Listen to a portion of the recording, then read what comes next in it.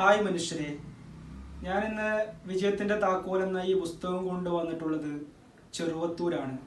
ഇവിടെ ഒരു book stall നിൽക്കുമ്പോൾ കുറച്ചു മുമ്പ് ഒരു രാഷ്ട്രീയ നേതാവ് എന്നോട് ഈ പുസ്തകം വായിച്ചിട്ട് പറഞ്ഞു, നിന്റെ പുസ്തകത്തിൽ രാഷ്ട്രീയം പാടില്ല കുട്ടികൾക്ക് എന്ന് പറയുന്നു. സത്യത്തിൽ ഞാൻ ഒരിക്കലും അങ്ങനെ പറഞ്ഞിട്ടില്ല. രാഷ്ട്രീയം ആവശ്യമാണ്. രാഷ്ട്രീയമില്ലാതെ നമുക്ക് ജീവിക്കാൻ പറ്റില്ല, നമ്മുടെ ജീവിതത്തിൻ്റെ ഭാഗമാണ്. പക്ഷെ രാഷ്ട്രീയത്തിന് ഏതെങ്കിലും ഒരു പാർട്ടിയുടെ അന്ധമായ